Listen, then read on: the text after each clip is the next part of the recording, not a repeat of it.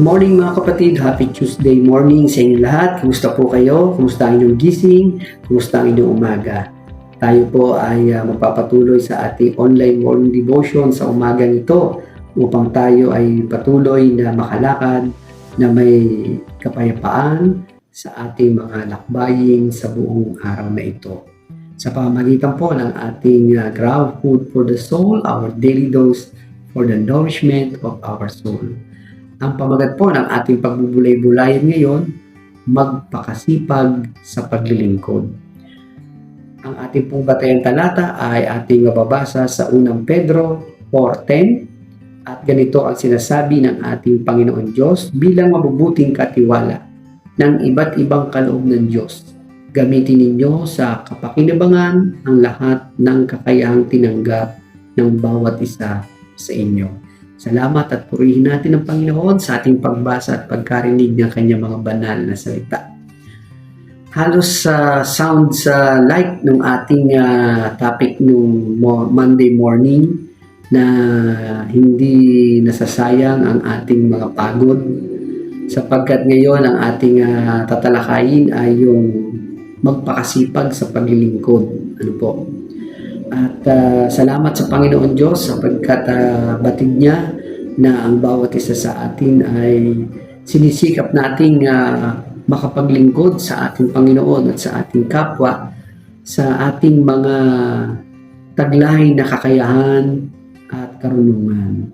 Kaya napakaganda po nung ating talata na binasa kanina na patuloy na nagpapalakas sa ating mga paglilingkod upang tayo ay lalong maging masipag sapagkat sinasabi ng ating mga talataan ay tayong lahat ay pinagkalooban ng ating Panginoon Diyos ng mga mabubuting kaloob at nararapat na ito ay ating gamitin para sa kapakinabangan ng lahat ng tinanggap nating mga biyayang kaloob sa ating Panginoon. Ang wika nga po, ano-anong mahalagang kaisipan ang maaari nating matunghayan tungkol sa mga gawa at kaloob ng ating Panginoon sa atin. Lahat ng ginawa at kaloob ng Diyos ay ganap na mabuti. Amen po. Nang lalangin ng Panginoon Diyos ang daigdig, siya ay nasiyahan sapagkat ang lahat ng kanyang ginawa ay mabuti. Walang masama. Lahat iyon ay pawang mabuti. Walang anumang hindi mabuti na nilalang ang ating Panginoon Diyos.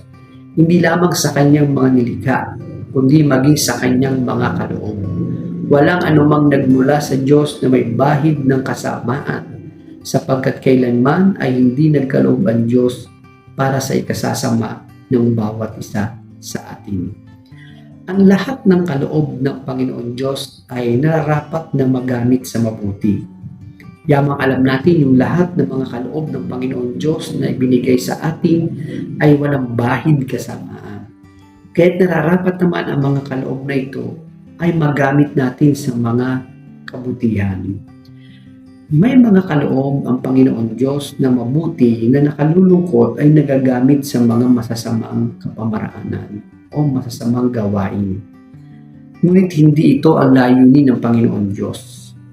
Kaya dahil diyan, nararapat nating isipin na anumang kaloob na nagbubuhat sa Panginoon Diyos, ito man ay temporal o mga kaloob mula sa Espiritu, ay nararapat lamang na magamit natin sa kabutihan para sa ikaluluwalhati ng ating Panginoon Diyos. Bakit po? Sapagkat ang bawat isa sa atin ay magsusulit kung paano natin ginamit ang mga mabubuting kaloob na galing sa Panginoon Diyos. Hindi makakaiwas ang sinumang pinagkatiwalaan ng mga kaloob na magsulit sa Panginoon Diyos. Ibinigay sa atin ng Diyos sa mga kaloob na ito upang sa pamumuhay natin sa mundo, ito'y magamit sa kabutihan at kabanalan. Ngunit kapag ang tao'y nalulong sa paggawa ng masama, bumibigat ang kahatulang darating sa kanya.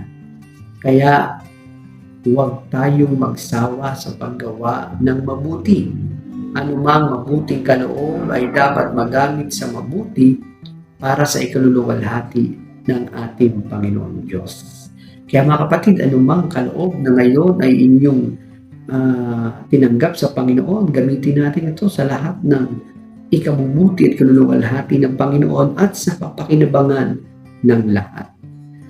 Lahat ng tao ay binigyan ng Panginoon Diyos ng tanging kakayahan. At tayo ay may kanya-kanyang natatanging kakayahan. Bawat tao ay isang bugkos ng kakayahan. Pinagkalooban tayo ng Diyos hindi lamang ng isang kakayahan, kundi bugkos ng kakayahan. We are a bundle of potentialities. Kaya naman po, ang wika ng ilang mga babanggitin ko sa inyo na mga pwede nating bigyan ng consideration para sa ating patuloy na pagbubulay-bulay at maging reflection ng ating mga paglilingkod sa ating Panginoon Diyos ay ating patuloy na pahalagahan at purihin ang ating Panginoon sa mga kaloob na ito na dapat lamang tayong magpatuloy sa kasipagan. Ang wika nga po, dapat sukatin ng tao ay hindi lamang sa kanyang kasalukuyan, kundi sa kanyang mga possibilities. Hindi natin pwedeng maliitin ang sinuman sapagkat hindi natin nalalaman kung ano ang maaari niyang marating. Kaya hindi tayo dapat magmaliit ng tao sapagkat yung dumarating yung mga panahon na siya sa kanyang pagiging masipag, yung mga kaloob na bigay ng Diyos sa kanya ay naging matagumpay sa kanyang buhay. Nasa bawat tao ang kakayahan, kailangan lamang tuklasin niya kung ano ito. Mahalagang maabot ang bawat tao ang kanyang maximum potentials. Isa sa institusyong dapat na nagsasakatuparan nito ay ang tahanan. Sa loob ng ating tahanan ay kailangan sama-sama nating tinutuklas at pinauunlad ang ating mga kakayahang ipinagkaloob sa atin ng Diyos. Ang natuklasang kakayahang kaloob ng Diyos ay dapat ginagamit sa paglilingkod sa ating Panginoon at sa ating kapwa. Our gifts is not for us to enjoy alone. It must be used to serve others. Habang ipinaglilingkod natin sa iba ang ating kakayahan, lalo itong pinauunlad ng Panginoong Diyos. Ang kakayahang ipaglilingkod ay hindi nauubos. Salamat sa Panginoon. Habang tayo ay naglilingkod, lalong pinauunlad ng Diyos, at habang tayo ay may kakayahang maglingkod, hindi nauubos. Lalo itong dinaragdagan ng ating Panginoon. Wika po parang kamote na kung kailan tinatalbusan ay lalong dumarami. Kung ipaglilingkod natin ang natuklasang kakayahang kaloob sa ating Panginoon Diyos, kailangan ipaglingkod natin ng buong kaya. Hindi pwede na. Hindi maaring ang paglingkod natin ay medya-medya lang. Hindi pwedeng lulugo-lugo tayo sa ating paglingkod, kundi dapat bigay todo. Ang lahat ng ating paglilingkod ay kailangang magwakas o mauwi sa kaluwalhatian ng Diyos sa pamamagitan ng ating Panginoong Kristo. Anumang paglilingkod, kailangan nagbibigay kapurihan sa Diyos.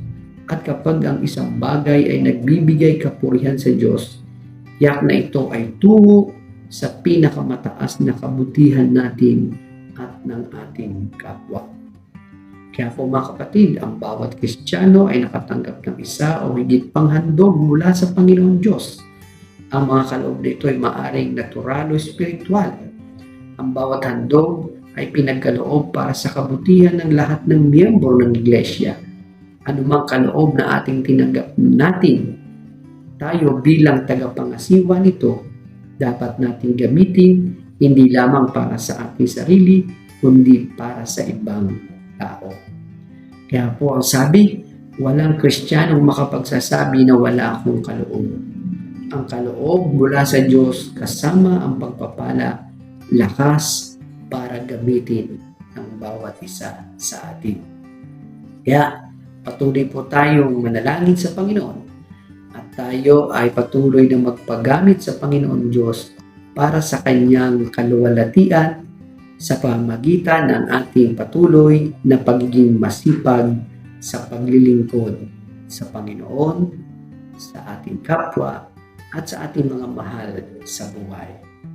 Tayo po ay manalangin. Salamat po aming Panginoon sa iyong mga salita na aming napagbulay-bulayan. Salamat sa mga kaloob mo sa aming Panginoon at dalangin namin na kami po ay iyong i-bless na magamit namin ang mga gifts na ito para po sa iyong kaluwalhatian. Lord, papasok po ang aking mga kapatid sa trabaho, sa eskwelahan. Muli po ang iyong paggabay sa kanila ay maranasan papunta at maging sa kanilang mga pag-uwi. Panginoon, hindi po kami nagsasawang ilapit sa iyo ang aming mga kapatid na may mga karamdaman, mga kaibigan na nakikinig. Ikaw po ang mapagpagaling ng Diyos sa aming mga pananampalataya. Ang kagalingan ay aming maranasan. Mga kapatid, magpatuloy tayo sa paglilingkod sa Panginoon sapagkat alam natin ang lahat ng ating mga ginagawa ay mayroong kabuluhan sa ating Panginoon. Sa pangalan ni Jesus na pong aming dalangin. Amen. Papuri at pasasalamat sa Panginoon. Salamat din po sa inyong pagsama muli sa aking pagbubulay-bulay sa pangunguna ng aral at salita ng ating Panginoon. A friendly reminder po sa bawat isa sa ating be Christ-like in your workplace today, mayo at maglingkod.